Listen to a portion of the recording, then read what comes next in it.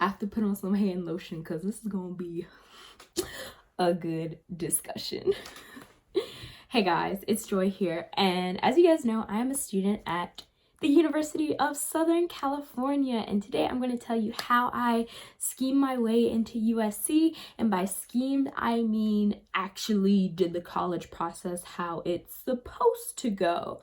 So this is an interesting topic that's going on around universities, and somebody told me to make a video kind of discussing what's going on. So here I am in Spain at 2 a.m. I'm actually studying because I'm studying abroad because I'm a USC student who actually applied and didn't ski my way in. So I'm just going to talk about what's going on, what my opinion is, how I got into a school as competitive as USC, and the problem with a lot of rich, privileged people saying that deserving students are either a diversity fill or an affirmative action student and things like that, because a lot of those people saying that have lower test scores and lower grades than the students who might be Black, might be a female, might be from a low-income family. So let's discuss why and my opinion. I don't know how long I'm going to talk, but I want to get the conversation going in the comments. If you're ignorant or you're saying just ignorant things, then maybe don't contribute to the conversation, because you are the reason this scandal is even happening. So let's start with my journey to USC. I had almost a 4.0 GPA, and by almost I mean 3.9 out of 4.0 GPA. I took numerous AP classes. I took the ACT 4 times, the SAT 1 time. I had a tutor for the SAT. I wrote my essays the summer before my senior year, so before I even had to do college applications. In high school, I was involved in sports. I was a varsity swimmer, but I do not swim in college. I'm not a college athlete, so I cannot speak to the athlete side of that. I do not know that much about college athletic recruiting, but I was in student council. I was in so many different orgs. I started my own org. I was doing a lot of community service. I made sure my grades were high, and I'm also the first in my family to go to college. So it's not like I have my parents knowing how to even help me with college applications, let alone knowing how to bribe someone to get me in. Honestly, this whole situation does not surprise me.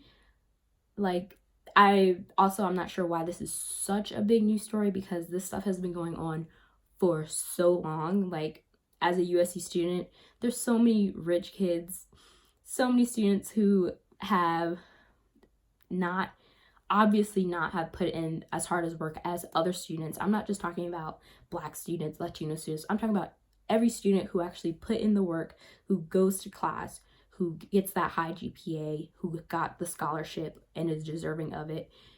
This just undermines all of that.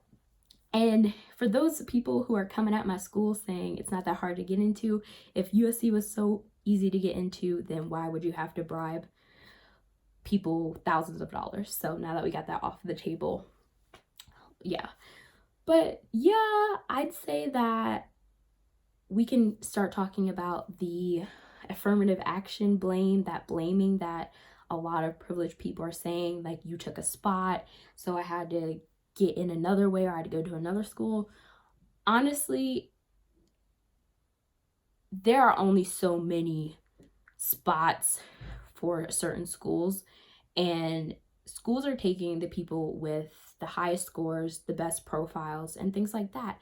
So I've seen on Twitter people talking about how people got mad at them because they got into a school, but the person who got in had higher stats, better grades, better extracurriculars.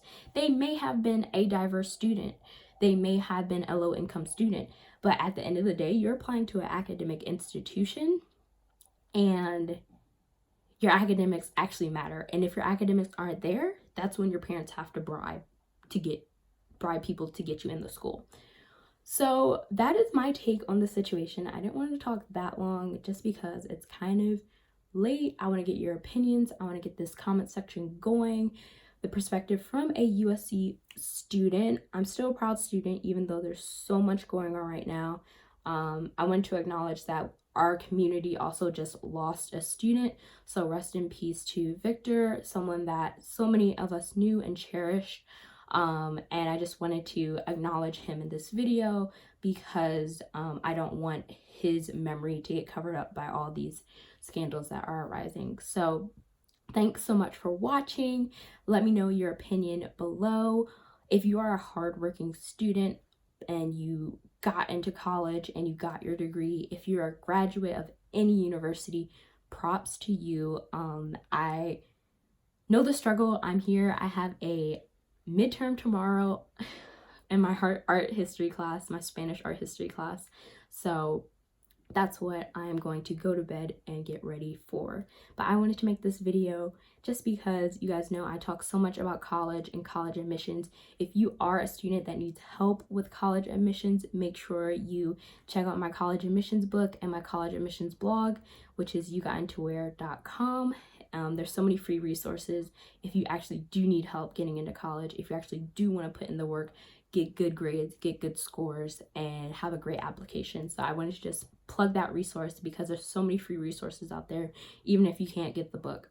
But thanks so much for watching, and I'll talk to you guys in the next one. Bye on!